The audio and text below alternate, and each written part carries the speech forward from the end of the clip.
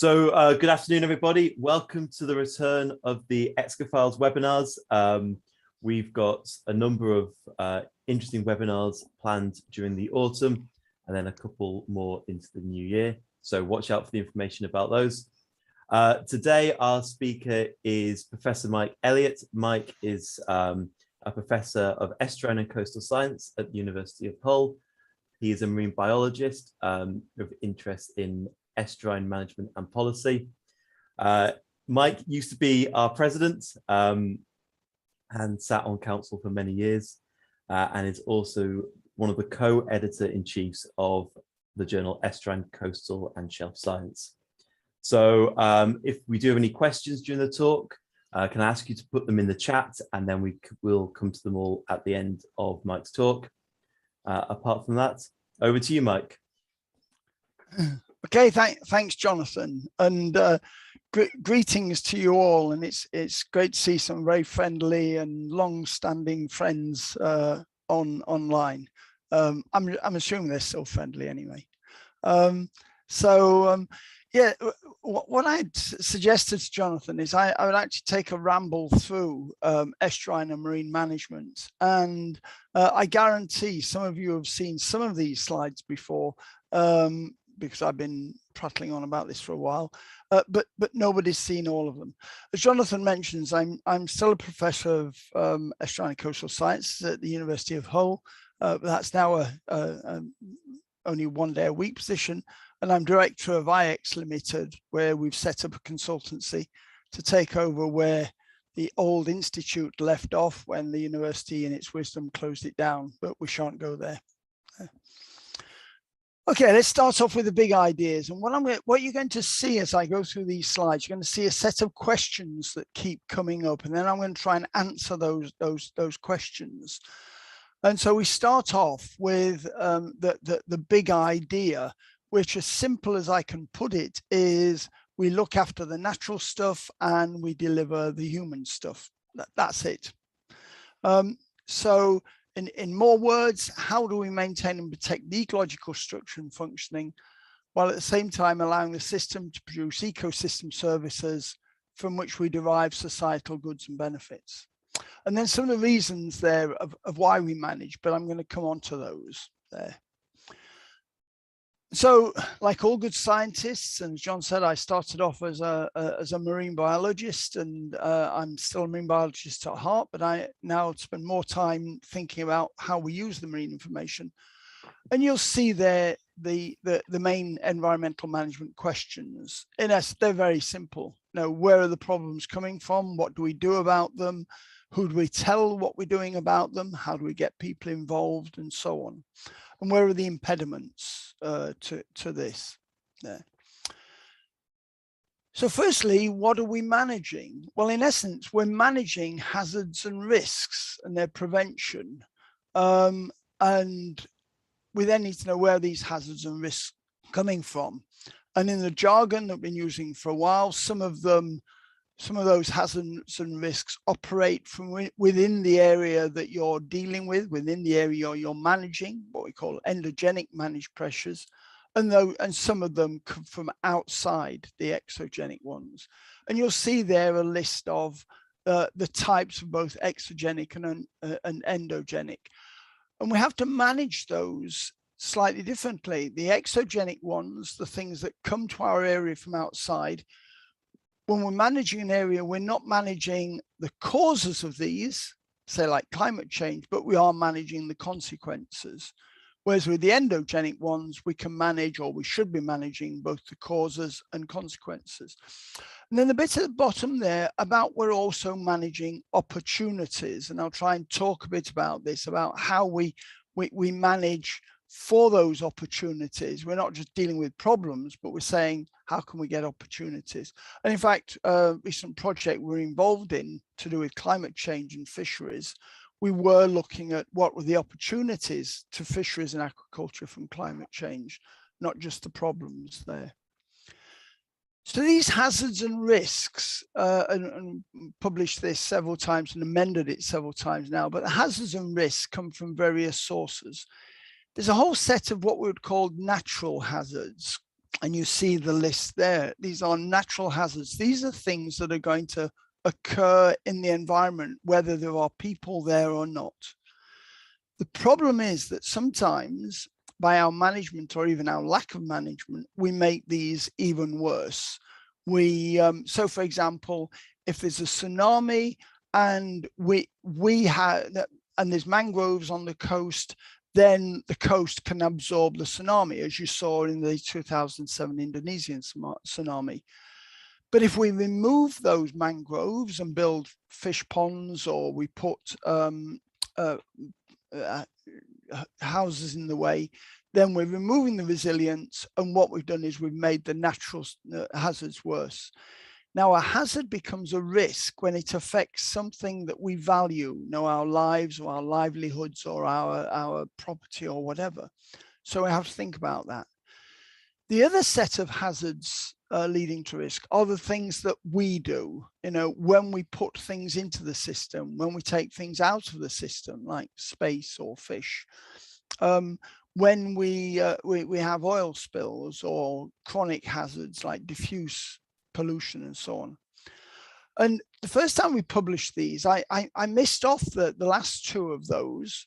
And then I realized that actually the geopolitical hazards, the wars, the unrest, the terrorisms, the human migrations, were actually part of things that we had to deal with in the environment, and especially the coast.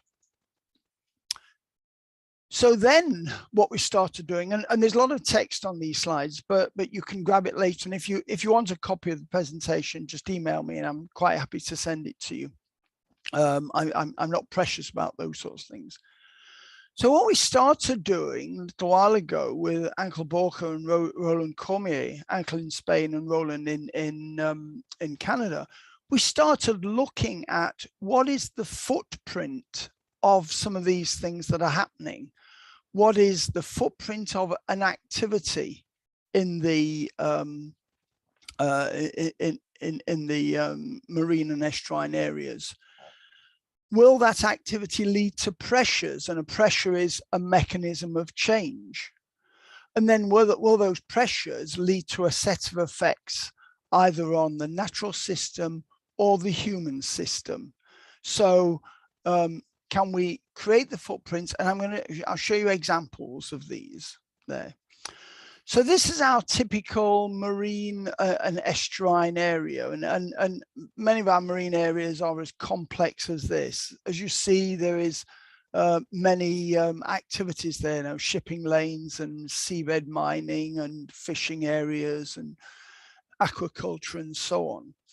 So each of those activities has a footprint, but sometimes the footprint of the activity is not as big as the area that has been licensed for it. So fishing doesn't occupy the whole of those areas. The aggregate extraction, seabed mining only takes up a small amount with the width of the drag head or something. And wind farms may occupy a large area, especially some of the new ones, but the activity is only got a small footprint. But, and there is always a but, as you have heard me and the august and very much missed Victor de Jong say. But what we then have to say is, where do those activities go to the pressures, the mechanisms of change that they create? And we now might have this much larger area. So the aggregate extraction, it disturbs the bed sediment. That bed sediment gets transported, and therefore the pressure, the mechanism of change is much greater there. And what about the effects from that? We're dealing with a highly dynamic system. An activity or pressure in an estuary then has the effects far and wide because it's both upstream and downstream. So the effects get even bigger. So now the effects footprint is bigger. And then what else do we have to worry about? Well, we have the conservation features and how they're affected. And as you see here, I've put the conservation areas I think it's one of the last ECSA webinars, John gave a very nice talk on marine protected areas. And sometimes we put those in areas where we're not doing anything else. So I've put them in areas where nothing else is happening. We can control those, we can manage those, but what about the highly mobile species, those big yellow arrows that are moving through it, where when we affect those, we may affect their populations, which now could be hundreds, if not thousands of kilometers away. And when we try and determine the effect of our activities on those highly mobile species, we have to bear in mind that those highly mobile species may be affected by things that are happening a long way away, and that makes it quite difficult to assess the effects there. So why are we managing? Well, we're managing to stop the causes and consequences I've just been talking about. We're managing to maintain and protect biodiversity and the ecosystem, to support ecosystem services and goods and benefits, and I'll talk a bit about this, to allow their activities, to stop the consequences and to look for opportunities. But also we're managing to make up for the past environmental mistakes or our abuse of the system. And therefore we're managing to restore or recreate areas in that.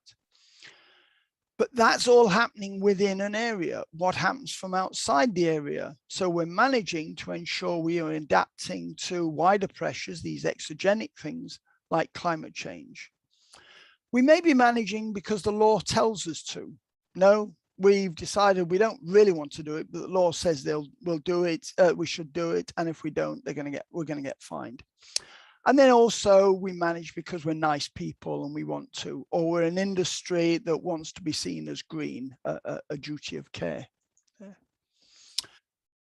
So when we manage these things, what we're trying to do is we're trying to enhance and stay within the assimilative capacity and look at the carrying capacity of the system. Now, both of these used to have a very restricted meaning. The assimilative capacity was related to a body of water and contaminants. Carrying capacity was the amount of biota an area could hold. Well, now what we're doing is we're trying to say, what is the amount of an activity allowed in an area before we affect it adversely? And then secondly, what is the ability of a body of water to support these? And a little while ago, we published this model, and it's just been used in another context by another group at the moment. We start off with a pristine area, as you see the graph there, with no activities, and then we allow things to happen. And by allowing them, we use up a bit of the assimilative capacity. Then we bring in mitigation measures. Then we allow and we regain a bit of the assimilative capacity. Then we give a bit more out, and then a bit more. And eventually, if we're not careful, we go below the line which we've decided we don't want to go below. And we might call that ecological quality status or environmental good environmental status or whatever. So we're doing that there. What about when we manage what needs restoring? So we've done the damage, and now we have to manage the restoration of the area. And you see there at the side, there's a set of things that we've done to an area. Why the what? Why we did it, or what we did to ruin the area, and then how can we reverse it? And many of you are familiar with those, and we've had presentations in this series on some of those as well.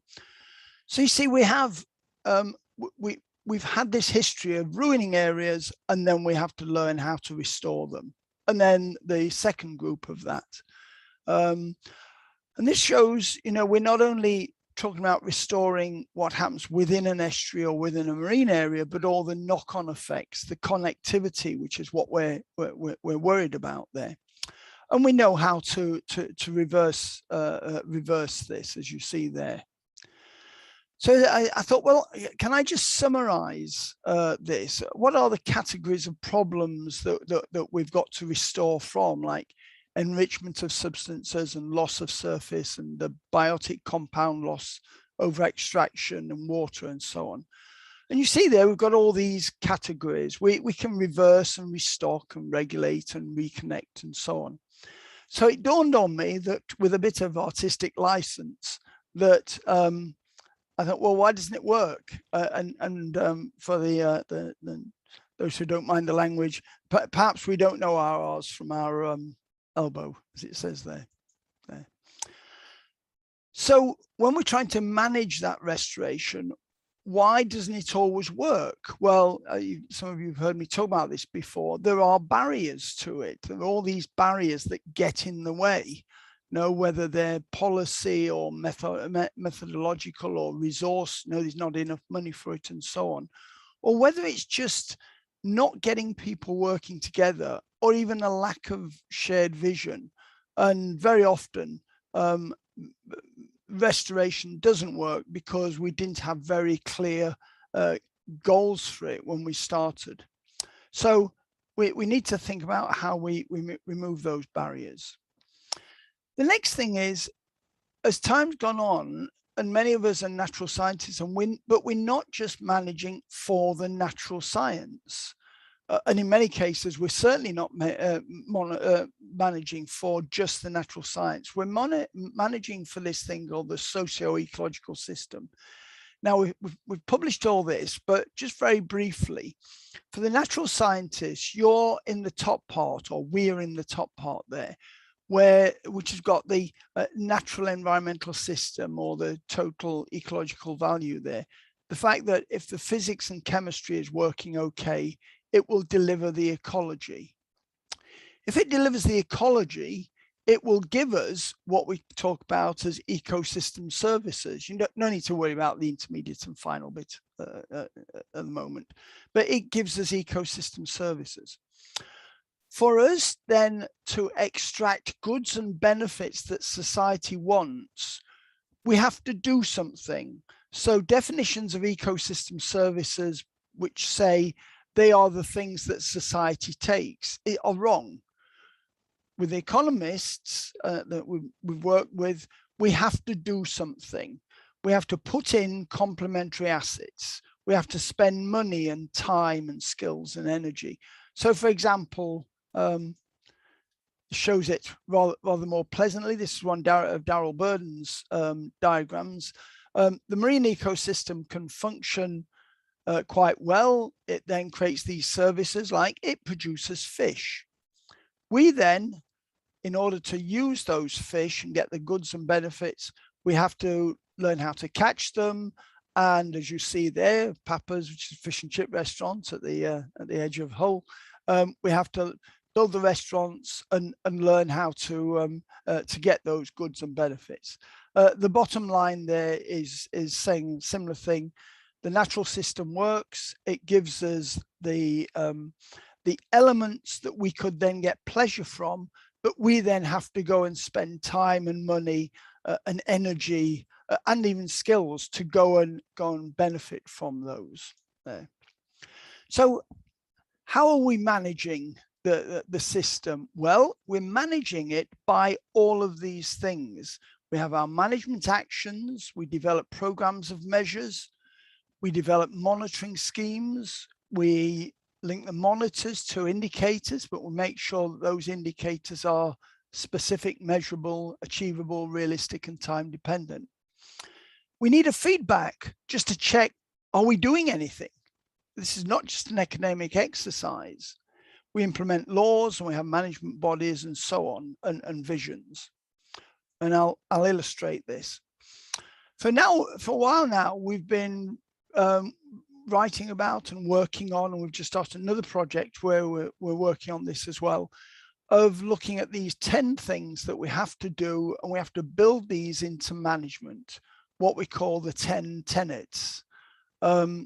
These 10 things covering from the ecology and economic through the governance to some of the societal aspects like the ethics and culture and so on. And we're now trying to say, can we scale these? Can we weight them in various ways? And can we look at how we achieve those?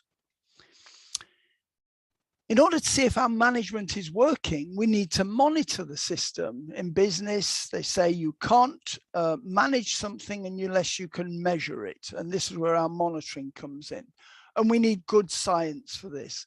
And these are all the different types of monitoring that we do. All of these are mentioned in pieces of legislation. And going all the way from surveillance monitoring, let's look at the system and detect trends, to compliance monitoring.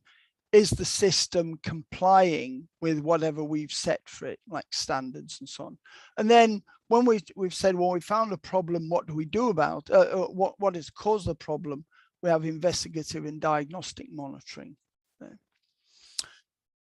So then we have a whole set of governance that says this is driving management, and the governance, as you see there, is internationally recognized policies, politics, the legislation, administration. And all of our countries have signed up to these principles, which we now realize as what we need to fulfill a thing called the ecosystem approach. And you'll recognize many of those there. So then we started thinking about, and this was with, again, Achel and Roland, we started thinking about, okay, we've got footprints for these other things. What is the management response footprint? And firstly, how can we define the management response footprint? And you see that the definition there. And this is what we're working on at the moment. So trying to say, how much does our management cover? And I want to focus on that. The histogram at the right-hand side, many of you have seen that before, which just shows the sheer abundance of legislation that we've got there. These are the management that are going to give us our management response footprints. And many of you will recognize this, especially if you're dealing with industry or regulators or even NGOs and so on. And you'll see there, we've got the management response footprint comes from our bylaws, our authorizations, our permits for things, and the way we assess and manage the area. And most of those, if you look at that, most of our management response footprints relate to the activity. And then they assume that if we get that right, we will manage the pressures and effects. But now we're not just managing those particular activities, we're managing much wider areas. We're now being told we have to think much wider than this. And you see here about we're managing whole sea regions. Some of these things here are out to 12 nautical miles. Some are in the whole of the ECSA. Some are much larger. The EBSAs there. That should say ecological or biological sensitive areas. The EBSAs can be much bigger there. And now I'm working with one or two UN groups, and we're now looking at the ABNJs, the areas beyond management of a state. And this is where we have to go to global actions, as you'll see there. And this then just gives you a graphic showing where some of those management responses go. And those of you from inside Europe will recognize these all relate to European directives, which the UK thankfully is still following, even though they want to call them something different, but we'll still follow them anyway, despite the stupidity of Brexit. Oh, who said that? But these show where these things go, and the whole essence of managing the systems we're working on, the estuarine, the coastal waters, the marine waters and so on, is that we can't divorce those from further areas. We can't divorce what we're doing from the whole catchment, and we can't divorce it from even the wider sea areas.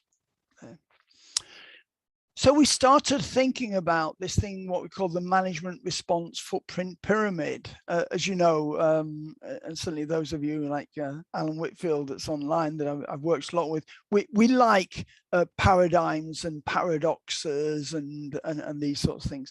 So this is the management response footprint pyramid, going all the way from something which may cover a very small area tenth of a hectare in some cases, all the way up to global, global scales. So we're trying to think of it. No, how do you measure this management response footprint, and how do we build that into the overall management? Who are we managing? Well, there's a whole set of us. And a while ago, Alice Newton and I started thinking, well, okay, we talk glibly about stakeholders, but who are the stakeholders? And we decided in our typology to call them these terms. And I've just seen another group using these terms now. So we have the inputters, those that are putting stuff into the system.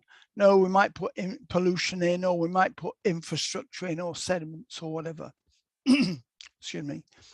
We have the extractors, those who are taking stuff out, whether it's fish or water or shellfish or space. We take space out of the system there. The regulators, those who try and control the other two. The beneficiaries, most of us, we are beneficiaries of this. You know, we might even be beneficiaries of putting pollution to the sea, because industry might say, well, yes, we know it's harming the environment, but actually it makes our goods cheaper and you get the benefits of them. Then we have the affectees, people who are affected by particular activities, maybe sort of adversely, but they're being affected by them. And then finally, the group that I guess many of us are in are the influencers, the politicians, NGOs, academics, educators, who then can try and get the others to do things that we hope would be beneficial. So that's the next one, is who is doing the management, the managing. Well, another sort of organogram on the right-hand side there was analysis we did a while ago of all the, in this case, it's all the English departments and agencies concerned with the sea, and even that led to another organogram. But these are the groups that you see that is doing the management, doing the managing there. And you can group those into these bodies, and this shows who those bodies are doing the managing, and some of the let's call it instruments they use for it, and they're like marine spatial planning, doing a strategic environmental assessment, defining areas as favorable conservation status.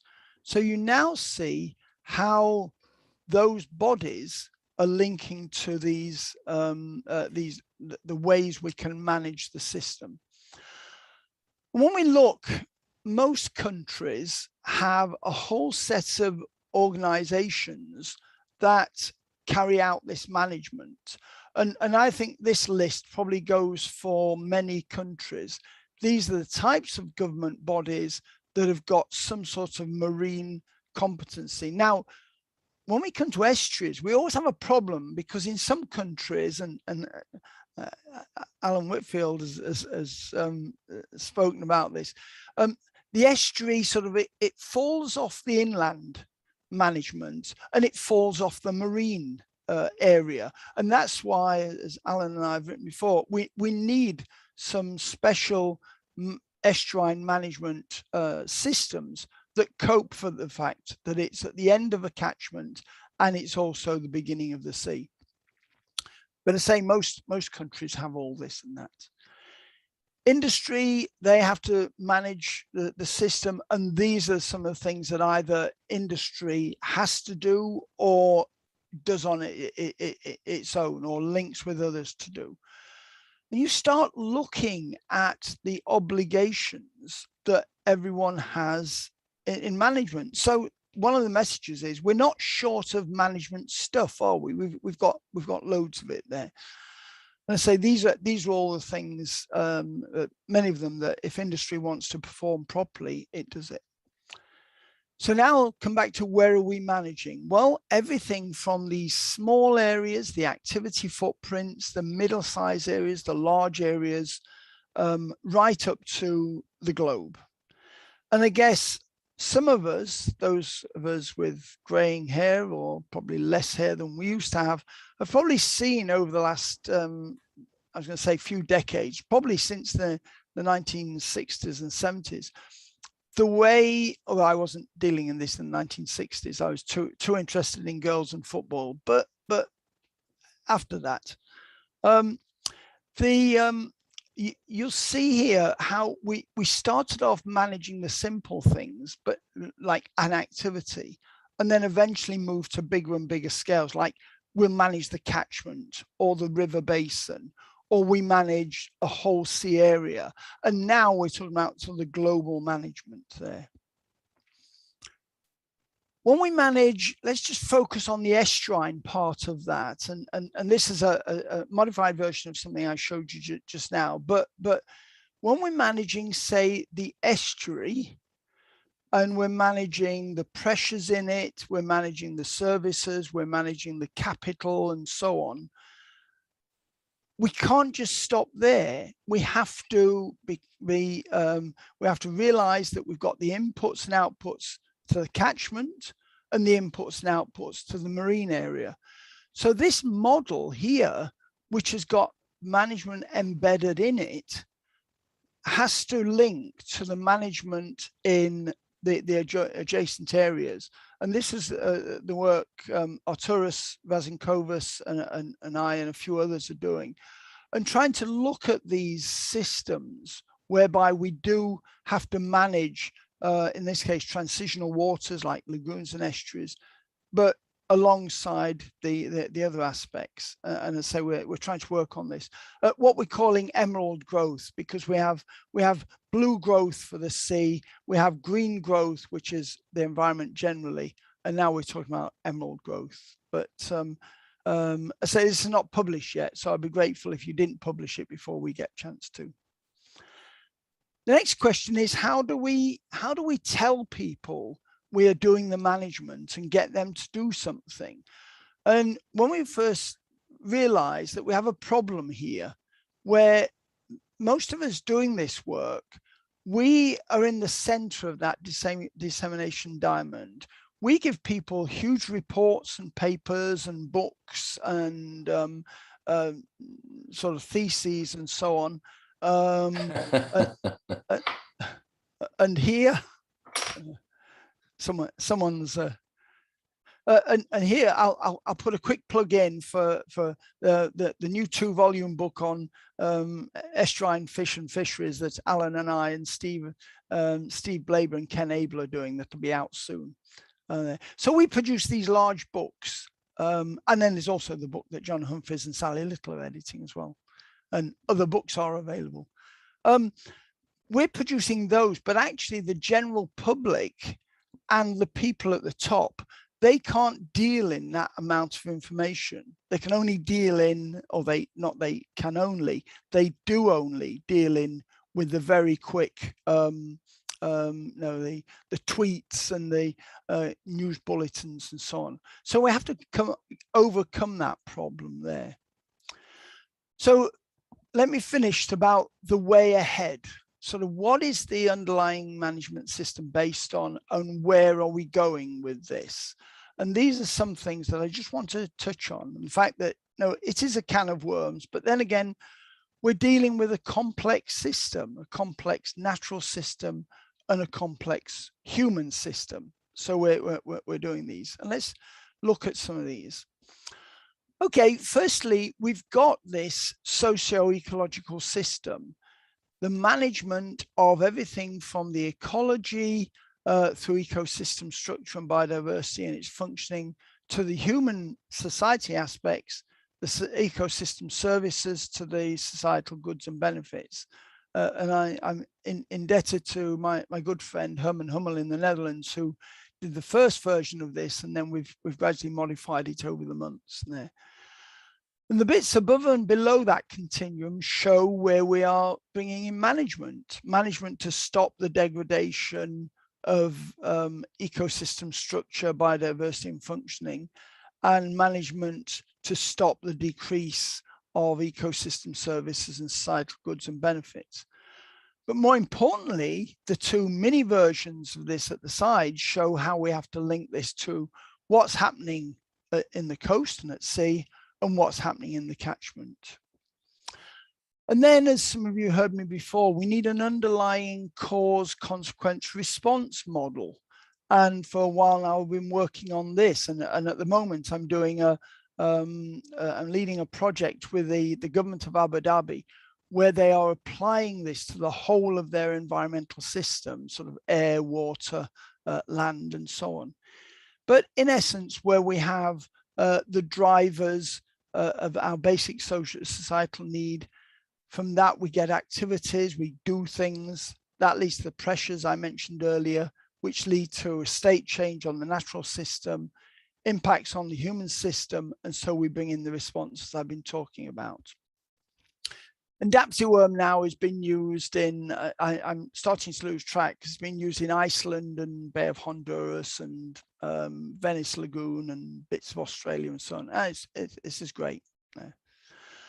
So we're starting to look at that model, and I say we're implementing it in various places, or it is being implemented, about the way these elements link together. And this is the underlying model we've got of how we assess the system and manage it. And a lot of this is, in essence, it's a risk analysis and risk management system. And again, I've spoken about this several times before, using a framework such as the bow tie analysis here, which in essence is a cause, consequence, response framework. The cause are the blue boxes. They're going to cause something in the ecosystem event that you don't want to happen. And if it happens, it leads to consequence. So we put in prevention and we put in mitigation to stop that. Now, I haven't got time to go into it, but what we've recently done is use this same model to look at how we get opportunities from the system, particularly to do with fisheries and aquaculture. Yeah. So let's just bring all this together. What we're working on now, what we're leading to, and other people are, is a systems analysis approach. There are decision support systems and other systems that are now saying this is how these are all linked together. And I'll explain a couple of those. One of them is that sequence of what we do. And these actions show us what we do, you know, how we decide where the problems are, we decide what we can do about them, we determine things, and we eventually try and make recommendations or get someone to enact these. We have a system that I've taken you through, even if you might not have realized it, but I've taken you through. We have where the problems are coming from these extractors and inputters, and from the wider pressures, the climate change. We then need a way of assessing the risk from all those, and in essence, trying to say if we have the drivers, the pressures and activities, and we bring in response measures, then we should stop the state changes and the impact on welfare. So who does that? Well, we have all this governance that does it. We have vertical integration of governance going from local areas up to global areas. So there are people controlling all of these things that have been doing, hopefully. We then have horizontal integration against all the bodies that are involved in this, or we should have horizontal integration.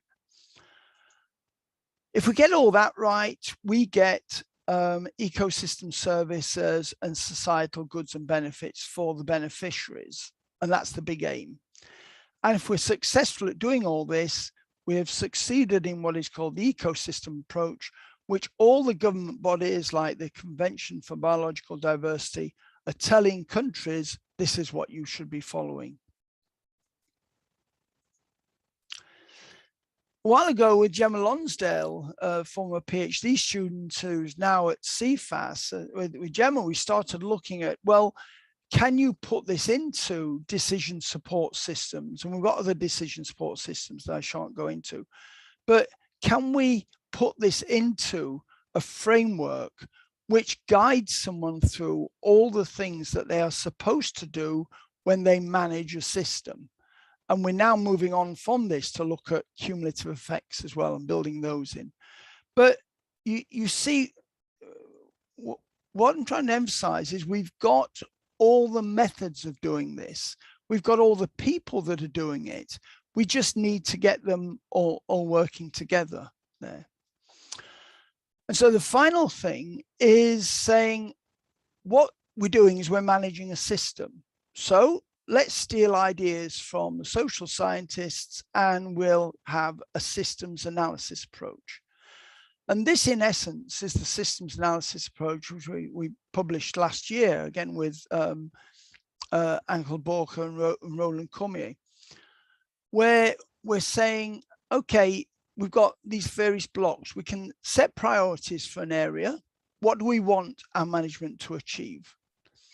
Then we go and get the information to do that. And then we use the information, that's B. And then we use the information, which is C. And if we do all that, then we should fit these visions. And what we did was we produced another horrendogram. This is not that complicated, a horrendogram, but another horrendogram saying this systems analysis is a set of subsystems. I think there's 14 of them, but these subsystems, as you see, A is our underpinning theory, our defining what the issues are, what are the priorities, what are the effects of those risks, the repercussions. B then is how do we get the information? How do we get the ecological information? And that's good science, good natural science. How do we get the socio-ecological system, which we've already talked about? How do we get the natural science and measure what societal ecosystem services and societal goods and benefits delivering? And then what about the socioeconomic system? How do we get the evidence for that? And this is why we need natural and social scientists to work together. And then number 6 and 7 there are saying, do we have the people to do all this? And is the information we're producing, is it good? That's the provenance bit. Can we rely on this, or are we just producing any old rubbish in the science? This information then gets used in C. It gets used with the governance that I mentioned, the stakeholders, the communication, and so on. And then if all this works, we check that it's doing something and it goes back to A. Now, when we manage systems, and I mentioned this before, we can either start with A, what is the vision for the area and what are the problems there? Or we could start with C, where C says, I don't really care what you think. The law says that this is what you've got to do. Now go away and do it. So we can start with either of these places. So the I think the last slide, or last but one, but the last with any details on it. So what are our challenges for this? We need to start with smart objectives. We need good science. Of course, we need good science. We need to quantify these types of footprints that I mentioned. We need to emphasize that when we're talking about the coast and the estuaries, the only reason it functions well is because it's linked to those adjoining systems. We need to collect the data to use and use the data collected. We're not collecting data as a security blanket. We need it. We have to determine if management is working. A lot of it is we put things in place, but we don't go back and check. So for example, how many environmental impact assessments have you seen where the EIA was done, the development was built, but no one went back afterwards and checked, did the EIA work? What are the underpinning concepts? And can we harmonize the governance? Overcoming the assessment paradox that everyone has to do a lot, and then also relate to the economics part of it. Because as many of us seen, no matter how much you talk to a politician about the well-being of the ecology. It's only when you talk to them about the economy and votes that they take notice. So it was a quick whiz through. For the project we're doing in Abu Dhabi, I had to produce what was called a PowerPoint report covering all this, and I think it went to 200 slides. And I'm not sure if anyone gets a chance to look at those, but at least it's all there. So I hope that's given you food for thought. There was a lot there, but I think it just shows, one of the things it shows is how far we've come since the Royal Commission on Estuaries in the 1970s said there's 3 objectives for estuaries: to ensure that fish can move through, to protect other uses, and to protect the food on the seafloor for the fish. Okay, and I'll be happy to answer any questions if there are any. Okay, well, thank you, Mike. I think not only does it show how far we've come, but also how complex these systems are, and the challenges of dealing with everything that's going on. We do have some questions in the chat so far. So we've got one from John. Can you see the chat, Mike? You're on mute. It's just as well people can't hear the words we say when someone says you're on mute, isn't it? Yeah. Yes, yeah. I've just found those there. Okay. Apart from Sally, unfortunately, I have to go and pick the poorly baby up there.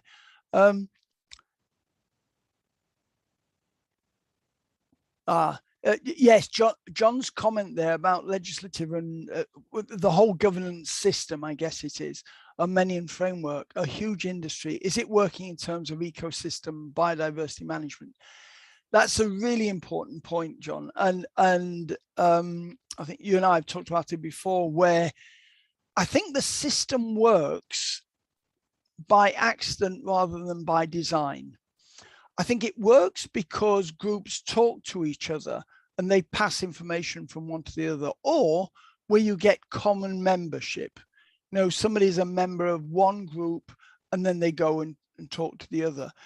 But you're exactly right that it is fragmented. And we've all been, or many of us have been in the position of going to see a regulatory body and asking about one aspect. Say we ask about, we go and talk to a fisheries body and we ask them about fisheries. And then we say, yes, but what about water quality affecting this? And they'll say, oh, no, you don't want me. You want another organization, or you even, in some cases, you want someone along the corridor there. And so I think it works, but I think it's by accident rather than by design. I think at the moment, for those of you in the UK that remember the Morecambe and Wise sketch about sort of playing all the right notes, but in the wrong order, I think sometimes it's like that. But I think, John, I think you've been involved in this as long as I have, and I think you probably have the same sort of view, I guess. Well, I'm not involved with it anymore. I mean, as of about 6 months ago, I became sort of genuinely independent of all organizations, which has been quite interesting, really. But you know, there are a hell of a lot of systems, and you are using a systems approach, but these are human systems that you're referring to. But the actual system that they're all trying to focus on is I suppose you'd say, the ecosystem.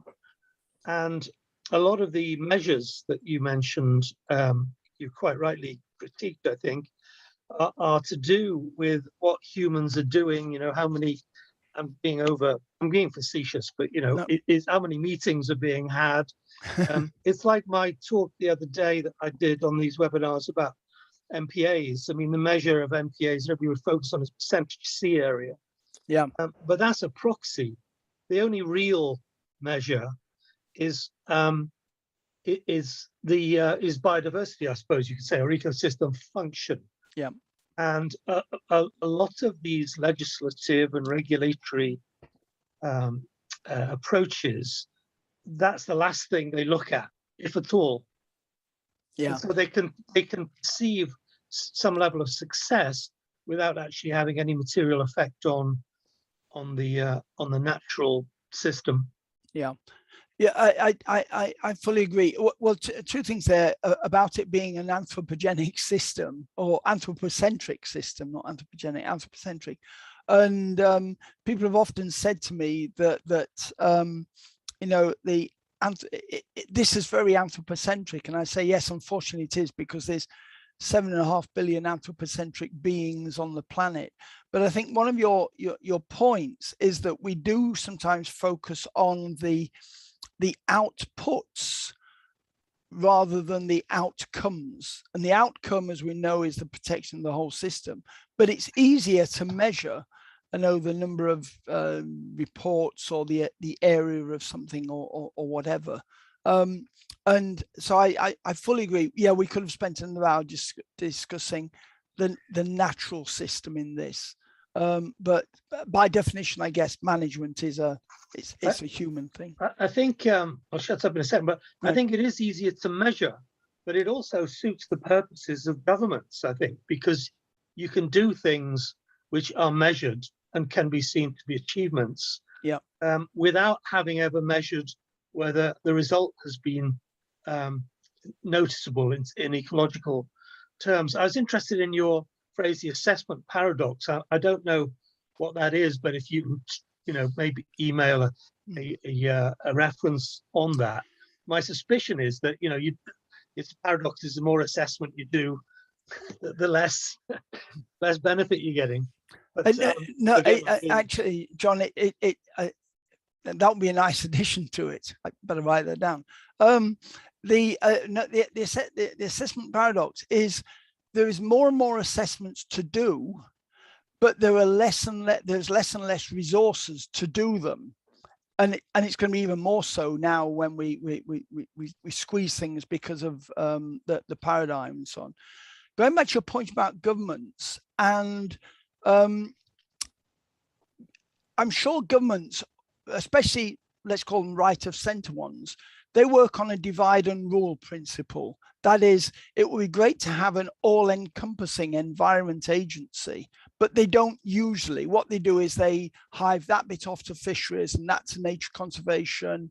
I mean, in the UK, we have a system whereby, if you have waste coming out of a pipe, it's one organisation. If it's from a boat, another. And I noticed that I've mentioned a couple of times about the way Abu Dhabi is thinking about these, and Derek Glidden from the Abu Dhabi Environment Agency is on the line. And I'll say this rather than he has to, that Abu Dhabi is now taking a truly integrated approach across this. Their state of the environment really is bringing all these state of environment report and a benchmark, a dashboard approach they're doing is really linking a lot of these together. And that's because the country has said, we are going to be really sort of quite high in our environmental management. Whereas a lot of other countries have been saying this for ages, but we've known in the UK that it is really quite fragmented there. Well, thank you very much.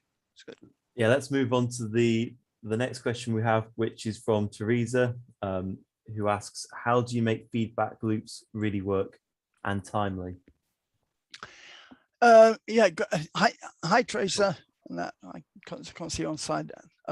Yeah, you're still existing. That's great. I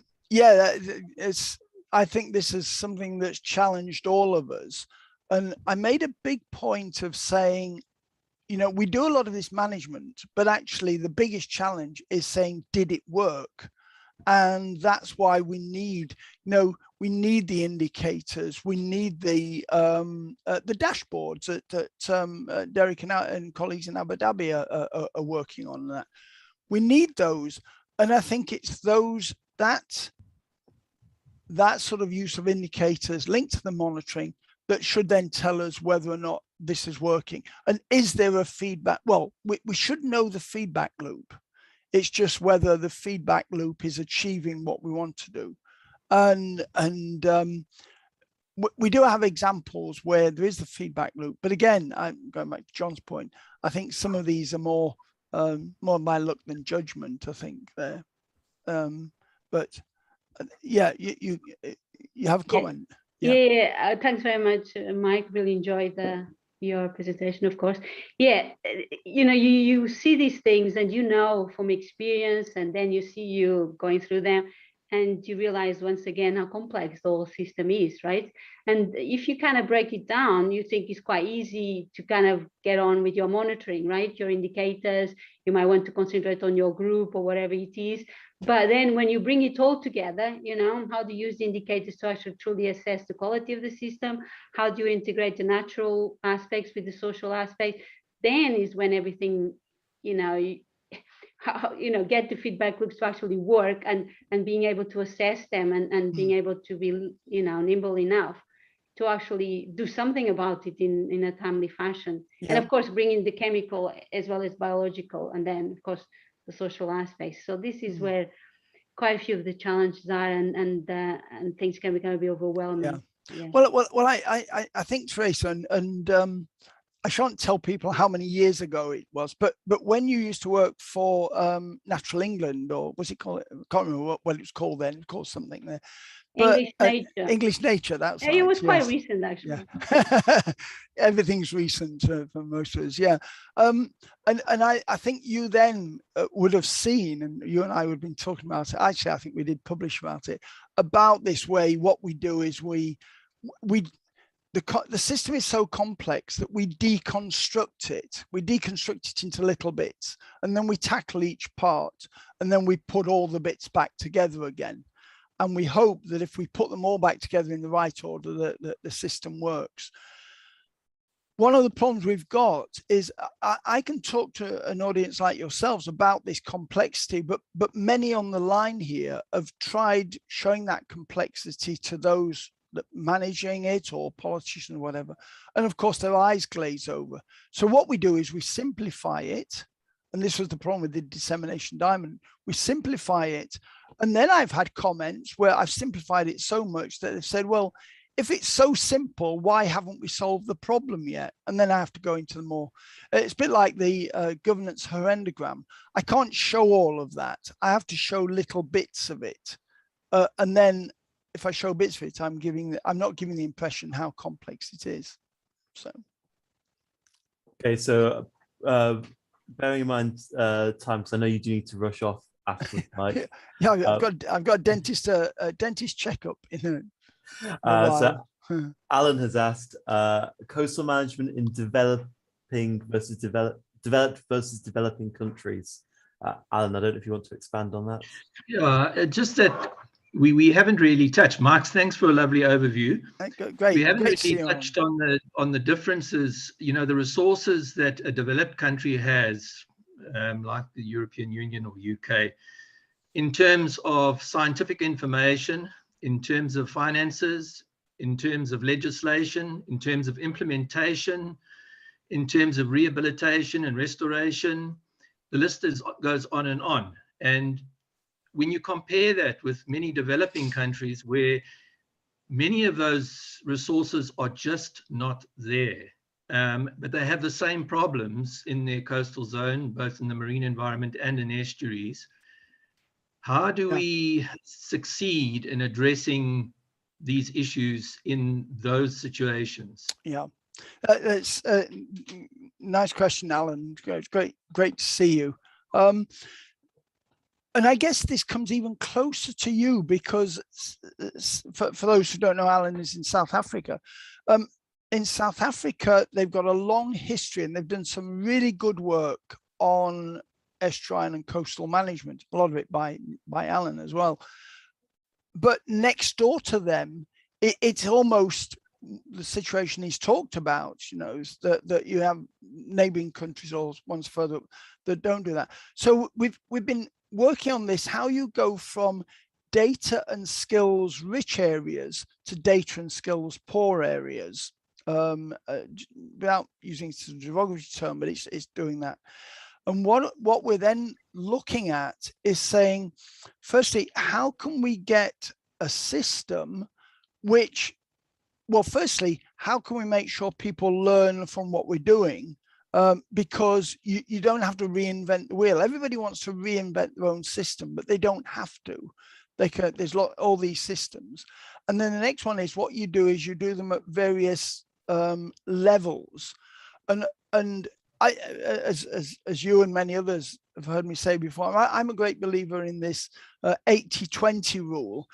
The first 20% of time studying a problem, you get 80% of the information. What you then have to decide, is that good enough for your management? And if it's not, you do the next part. Because to get the final 20% of the information takes 80% of the time.